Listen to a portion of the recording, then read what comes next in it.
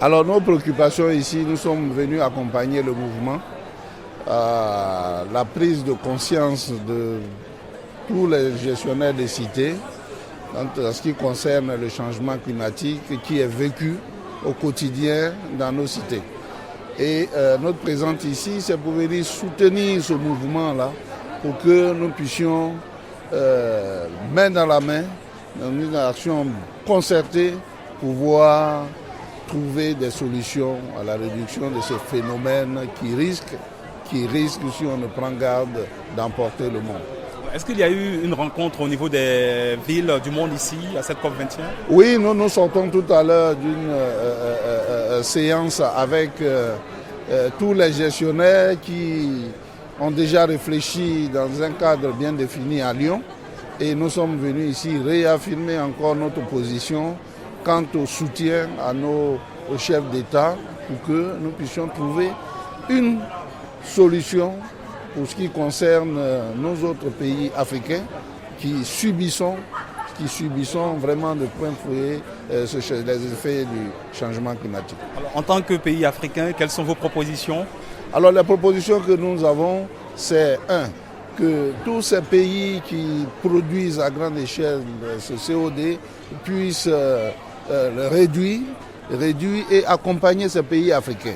Parce que lorsqu'on regarde, tous ces grands pays-là sont aujourd'hui dans nos villes, avec leurs filiales, et nous demandons à ce que, puisqu'il faut vivre, on ne peut pas arrêter la technique, mais faire en sorte qu'il y ait une adéquation entre la technologie et la vie de nos populations. Et je le dis plus haut avec la présence de notre chef de l'État qui l'a exprimé, le président Ouattara, qui, dans sa politique, fera en sorte qu'au niveau de la Côte d'Ivoire, nous puissions participer en réduisant ces effets-là dans notre gestion quotidienne. Alors, pour une ville comme Abidjan, pour le district d'Abidjan, quelles sont les grandes préoccupations au niveau environnemental? Alors les grandes préoccupations, c'est déjà, comme vous le savez, tout ce parc que nous avons vieillissant, faire en sorte que nous puissions réduire.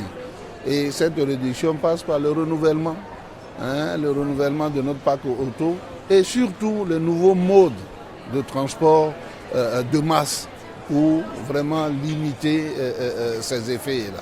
Trouver une adéquation entre la politique nouvelle des villes au profit des villes consacrées, des villes plus humaines pour réduire tous ces effets que nous connaissons. Quand vous prenez Abidjan aujourd'hui, quand il pleut, c'est un cauchemar pour les gestionnaires des cités que nous sommes.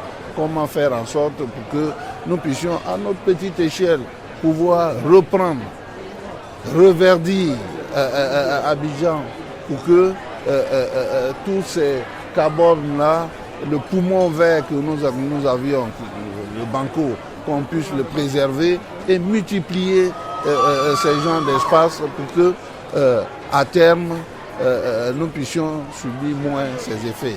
Vous avez parlé tout à l'heure de la pollution due aux véhicules, le parc auto qui est vieillissant. Il y a aussi la pollution avec la lagune.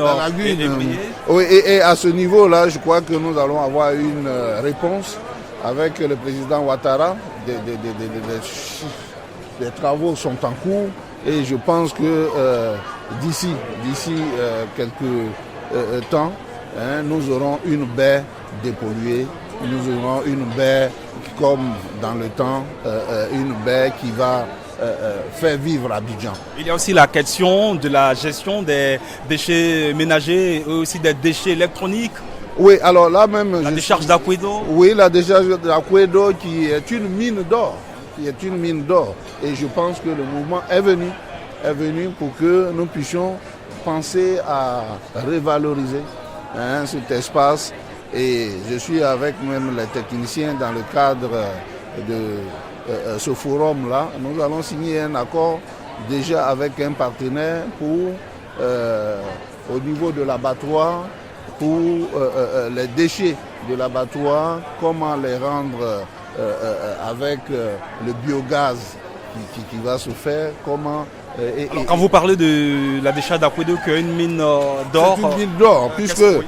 mais, vous savez qu'aujourd'hui, nous pouvons produire de l'électricité à partir de cette décharge-là. Et cela pourrait impacter sur la vie. Et les contacts sont en cours à ce niveau? Les contacts sont très avancés. Je crois que le ministre de l'Environnement va l'annoncer. Et très bientôt, Akwedo sera un souvenir parce que cet espace-là va être redynamisé avec les nouvelles techniques.